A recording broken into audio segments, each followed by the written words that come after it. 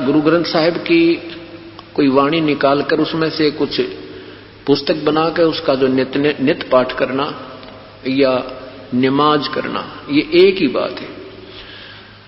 और इनसे क्या होगा, ज्ञान यज्ञ होता है। ज्ञान यज्ञ क्या होता है, जैसे शाम को बताया था कि जैसे खेत में बीज के फिर उसमें खाद और पानी की आवश्यकता पड़ती है, और खाद उसमें बीजा नहीं है, खाद पानी डालते रहे तो वो किसान नहीं है। इसी प्रकार जो हम केवल ये नित्य नियम करते हैं, चाहे किसी भी वेदों के से, जैसे ओम भूर्भुवः स्वः ये मंत्र करते हैं गायत्री, ये भी नित्य नियम नमाज कहो, चाहे इसको नित्य नियम कहो, नित्य पाठ कहो। इससे एक क्या होता है, तो ये ज्ञान होता है कि हम कौन हैं, कहां से आए, हमारा उद्देश्य क्या है, ये याद बनी रहती है। और फिर इन पाठों से हमें ज्ञान यज्ञ का भी पुण्य मिलता है। ऐसी 5 यज्ञ हैं।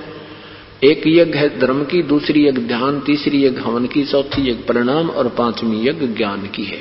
ये 5 यज्ञ हमें इस भक्ति मार्ग को सफल करने के लिए करनी होंगी, परंतु पहले वो बीजना होगा सत्य नाम का। सत्य नाम रूपी बीज के फिर ये करेंगे, तब वो हमारा सत्य नाम रूपी बीज फलेगा। अगर हमने सतनाम ले लिया और ये यज्ञ नहीं की तो भी वो नहीं फलेगा, क्योंकि बीज खाद पानी बिना उभर नहीं सकता। अब देखो, कोई भी क्रिया किसी भी पवित्र धर्म में चल रही है वो व्यर्थ नहीं है, लेकिन वो सुचारू नहीं है।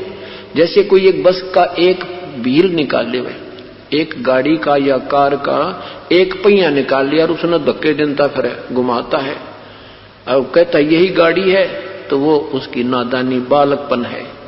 हम कोई एक क्रिया कर रहे हैं, कोई व्रत कर रहा है, कोई गीता जी का पाठ से मुक्ति मान रहा है, कोई गुरु ग्रंथ साहिब की केवल नित्य उस वाणी से जपजी साहिब के पाठ से ही मुक्ति मान रहा है, कोई 5 वक्त नमाज करने से मुक्ति मान रहा है। परमात्मा कहते हैं ये तो तुम एक पहिया निकाल कर घुमाते फिर रहे हो गाड़ी का।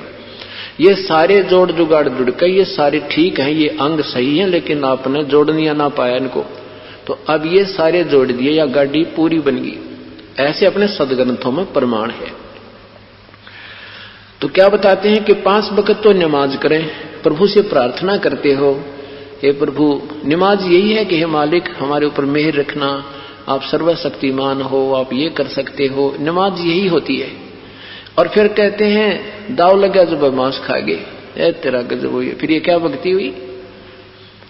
ये काहे की स्तुति की परमात्मा से। अब जैसे किसी सेठ के पास जाते हो और सेठ से साहूकार से आप पैसा भी मांगते हो और उसके बच्चे के गर्दन पर पैर रख रहे हो, वो कैसे आपको पैसे देगा, कैसे आपकी सुनाई करेगा? तो परमात्मा के एक जीव को मार रहे हैं और उसी के सामने अपनी सुरक्षा और अपने बच्चों की सुरक्षा की याचना कर रहे। ये कौन सी समझ की बात तुम्हारी? परमात्मा कहते हैं, आदरणीय गरीबदास साहेब और कबीर परमेश्वर कहते हैं कि परमेश्वर को जैसे बाप को बड़ा बेटा भी उतना प्रिय होता है और छोटा पुत्र या पुत्री वो भी उतना प्रिय होता है, ऐसे ही तुम चाहे छोटे जीव को मारो चाहे हाथी को मारो, उस भगवान के लिए एक ही जैसे आप दोषी हैं। इसलिए कोई मुर्गा बकरी गाय या तुम सुअर कुछ भी खाते हो, मृग तोतर तीतर आदि, ये परमात्मा के जीवों को मारकर और फिर उसी से याचना करते हो, ये बंदगी नहीं, तुम तो एक रीस कर रहे हो। 5 वक्त नमाज गुजारें करें श्याम को खुन्ना, और बिना बंदगी बोक बनोगे रहो जूनम जूना, पशु जूनी में जाओगे, ये मुक्ति मार्ग नहीं है। फिर कहते हैं वेद पुराण शास्त्र पढ़ते और कथा करें चितला के, गीता जी का ज्ञान सुनावे ये मीठी बात बना के, और महाभारत रामायण समझा के कथा कहें उस काल करतार की, तेरे हाथ में चाबी सतगुर सतलोक द्वार की। कि जैसे वेद और शास्त्रों के बड़े ज्ञाता प्रसिद्ध हो रहे थे, किस प्रकार हो जाते थे ये विद्वान, कैसे पाक गए, इनकी विद्वता का ढोल कैसे बज गया। उस समय अपने पूर्वज जो थे वो अशिक्षित थे और परमात्मा को घना चाहने वाले थे, सीधी आत्माएं थी उनकी, बहुत विनम्र थे, भगवान से डरने वाले होते थे। और उस परमात्मा की विधि पाने के लिए, उनकी कथा कीर्तन सुनने के लिए ऋषि का नाम सुनकर, संत का नाम सुनकर उसके चारों तरफ मंडरा जाते थे, पहुंच जाते थे। और ये ऋषि जन संस्कृत ज्ञाता थे, संस्कृत में बोलते कुछ थे, उसका अनुवाद हमें कुछ करके सुनाते थे। ये कैसे ऋषि जी कहलागे, महर्षि कैसे कहलागे? एक समय की बात है, एक यात्री जा रहा था। एक शहर में पोस्टर लगे थे कि एक बहुत बड़ा विद्वान आया हुआ है, बहुत बड़ा गीता और वेदों के ऐसे ज्ञाता आज तक कोई हुआ ना हो सकता, बहुत ही विद्वान पुरुष है, बड़े अच्छे संस्कृत के ज्ञाता हैं, वेदों को तो कंठस्थ याद किया है। उस यात्री ने वो महिमा सुनी तो सोचा भी महापुरुष आए हैं और ज्यादा समय तो है नहीं, आध घंटा तो सत्संग सुनकर फिर आगे प्रस्थान करूंगा। सत्संग का समय हुआ, यात्री सत्संग स्थल पर पहुंच गया। उस महर्षि जी ने संस्कृत में अपना प्रवचन प्रारंभ किया। पहले संस्कृत बोलता रहा, आधा घंटे तक वो संस्कृत बोल रहा था, संस्कृत ही उच्चारण कर रहा था, मीठी मीठी आवाज लगा के, मीठे मीठे ढंग से, त्वमेव माता च पिता त्वमेव, त्वमेव बंधु च सुखा त्वमेव, यानी 1 घंटे तक वो न्यू बांड्या करते। तो यात्री ने सोचा भाई महर्षि आध घंटे का समय है, ज्यादा मेरे पास समय है नहीं, और कहते हैं सत्संग तो थोड़ा ही अच्छा होता है, जितना मिल जाए वही कुछ श्रेयकर होता है। तो उसने सोचा अब चलते हैं।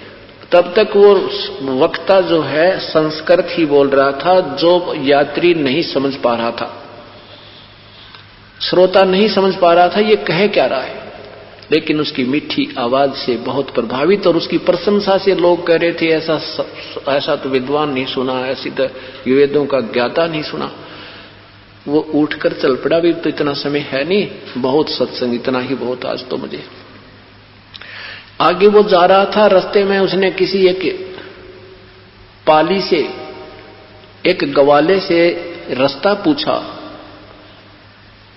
तो ग्वाले ने कहा कि आप कहां से आए हो यात्री, कहां जा रहे हो? यात्री ने कहा भी मैं उस गांव से आया हूं, उस गांव जा रहा हूं, और भाई यहां थोड़ी सी देर सत्संग भी सुनकर आया हूं। तो उस पाली ने कहा कि आजा बैठ जा यात्री, मुझे भी बता दे महापुरुष ने क्या वचन कहे, मेरा भी कल्याण हो जा। मैं जा तो सकता नहीं क्योंकि मेरे पास पशु बहुत हैं, भाई मुझे 2 बात जो सुनकर आया है तू मुझे बता दे। तो यात्री कहता है भाई ऐसा महापुरुष तो ना तो हुआ और ना हुआ, वेदों के ज्ञाता क्या कहने, भाई पूछो मत, क्या बताऊं। तो वो कहता भी मुझे भी 2 बात बता दे, मेरा भी कल्याण हो जा। यात्री कहता भाई ये तो मुझे मालूम नहीं वो क्या कह रहा था, पर ऐसा विद्वान आज तक हुआ न हुआ। अरे तेरा गफूटे बाग थरे, उस स्वयं को ये मालूम नहीं उसने क्या वचन कहे, संस्कृत बोल रहा है जो तेरी समझ में आई नहीं, फिर भी उसका प्रशंसक है। इसको कहते हैं लोक वेद। इस लोक वेद के आधार पर वो महर्षि पाक रहे थे और उनको इन सदग्रंथों का ABC का भी ज्ञान नहीं था। आज तक अगर ज्ञान होता पवित्र हिंदू धर्म में तो ये ब्रह्मा विष्णु महेश को अजर अमर नहीं बताते। आज तक किसी को कह उठाकर देख लो, ये तो सर्वेश्वर है, महेश्वर है। और जबकि गीता जी में कहा कि इन तीनों भगवानों की पूजा, तीनों गुणों की पूजा मूर्ख लोग करें, गीता जी में लिखा है। और खुद जो गीता बोलता भगवान वो कहता मेरी पूजा भी व्यर्थ है, वो तो परमात्मा कोई और है पूजा के योग्य, उसके लिए कोई संत आएगा, तत्वदर्शी संत बताएगा, मैं भी नहीं जानता उस परमेश्वर की भक्ति विधि को। बताओ, ये गीता जी बोल रही है और गीता जी क्या कह रही है आज तक पवित्र हिंदू समाज को नहीं पता। ऐसे ही अपने जो गुरु ग्रंथ साहिब, पवित्र गुरु ग्रंथ साहिब क्या बोल रहा है, ये पवित्र सिख समाज को कतई नहीं पता।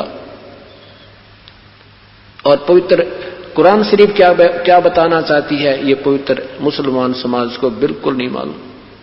और यही बात है कि आज दास सत्य कहता है और उन लोक वेद सुनी सुनाई बातों के आधार पर ये ऐसे अड़के बैठ के अगर नहीं ये क्या जाने हमारे मजहब के बारे में।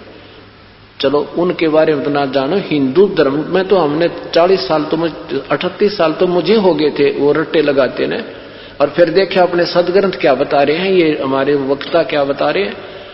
तो तब दास ने प्रार्थना की परमात्मा से, भगवान ये तो सारा संसार भूला पड़ा है, आप ही के बच्चे हैं, आप ही की आत्मा है, और ये काल के दूत हमें उलझाए बैठे हैं। तो परमेश्वर ने इस दास को हिम्मत दी यह सत्य कहने की, और आज ये कड़वी सत्य, ये कुनीन समाज को सुहागी।